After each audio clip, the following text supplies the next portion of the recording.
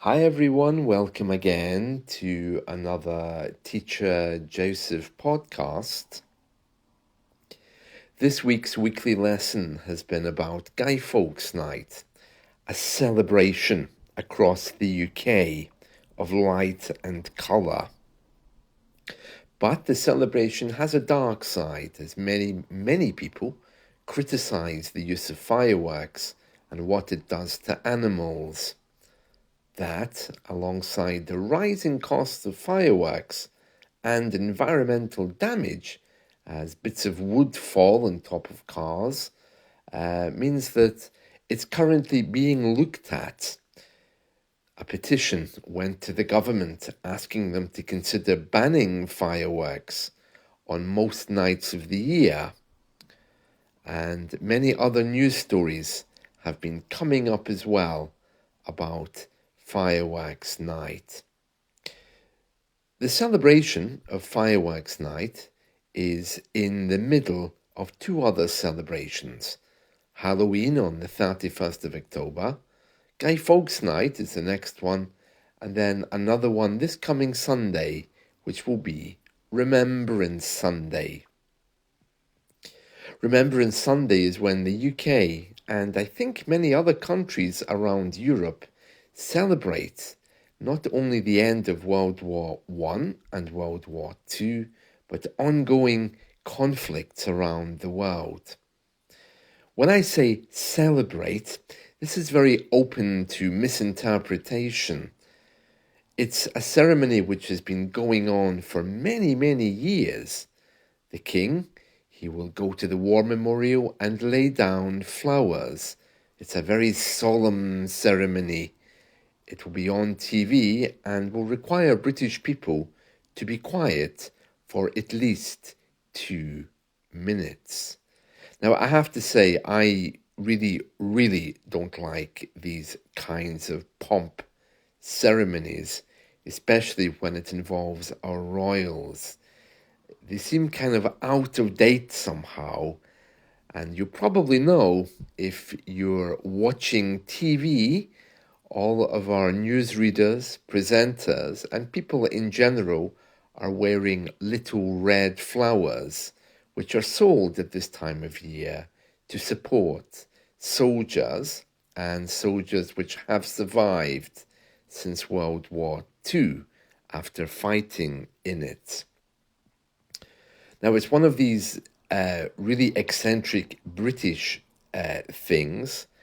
You've probably seen it on TV. Everyone's dressed in black and everyone has their part to play. The government, the church, and the military all gather to meet on this day. Many of us, including myself, don't really see the value in it. It may be very useful if you have a relative who's in the military, or even a relative who's died in a conflict. But for the rest of us, we kind of scratch our heads wondering why half of London has been sealed off as the king parades through the streets looking very solemn.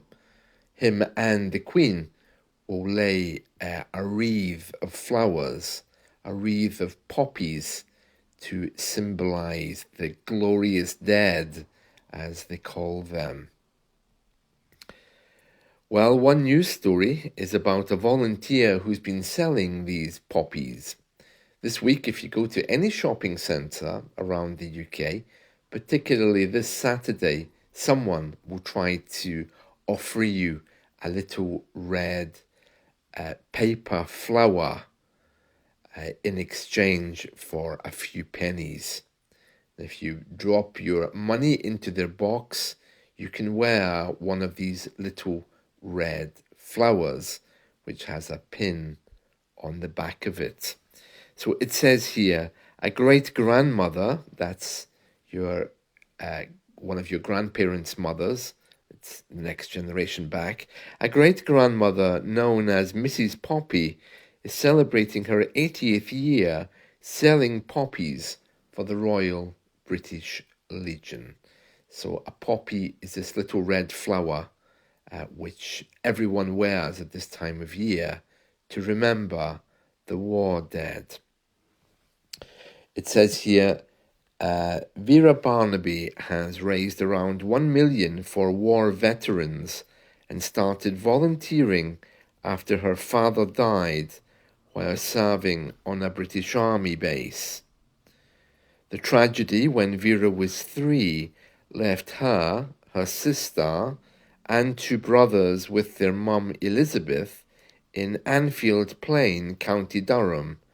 Elizabeth helped launch the women's section of the Royal British Legion and sold poppies with her children, which is when she fell in love with this yearly habit.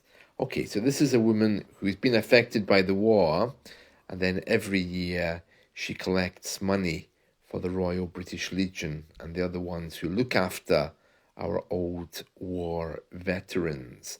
It's one of these very, very British institutions, and they'll be organising events for Sunday, Remembrance Sunday. She's now 85 years old, and she's one of the longest-serving poppy sellers in the UK. And she said, "It isn't about me, it's about the soldiers. It helps." The pensioner is urging youngsters to get involved, saying, "I would encourage any young person to sign up to help. We live in a better world now because of those who gave their lives." Yeah, I mean, what she's saying is right, or at least was right. But as far as I can see, young people these days, they really aren't interested in these kinds of festivals. And in fact, at 11 a.m. on Sunday, local time, the TV will fall silent for 2 minutes. British people will expect it to be quiet for 2 minutes to remember the war dead. Now, I have to say, when I was a little boy, I was taught, yeah, it's Sunday. You need to be quiet for 2 minutes to remember the war dead on Remembrance Sunday, of course, not every Sunday. And at that time it felt right. But you know, these days, I just don't think it's something that I want to do. And I particularly get offended when I'm told that I have to do it. The media falls quiet. If you're out and about, you'll see people stopping their cars, looking at the parade, which is observing a 2-minute silence. So all up and down the UK, the churches will have organised their own laying of flowers at the cenotaphs. We have a war memorial in every town, and they'll be laying flowers. And every town, these war memorials, they have the names of the dead who died in the 2 great wars. Can't we just let this thing go? I mean, really, do we have to keep going over again and again these people who've died? It's sad, and was very sad at the time, but one of the best ways to recover is to let the ceremony go.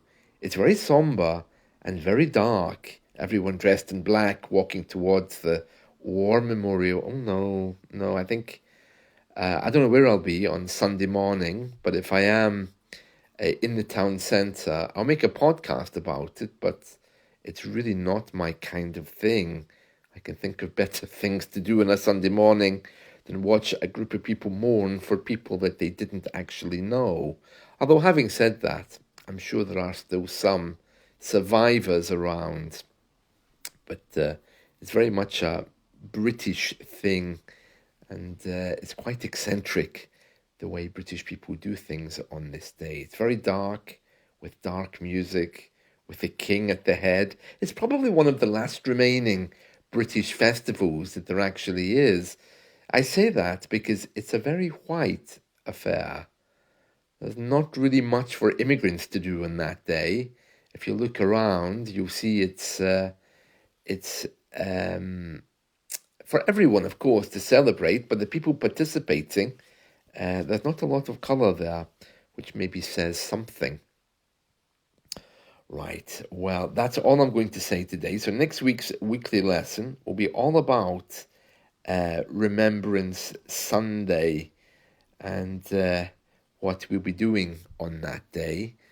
I don't think there'll be many news stories about it, but anyway, we'll discuss it more next week, and you'll get to hear my feelings about it in our weekly lesson.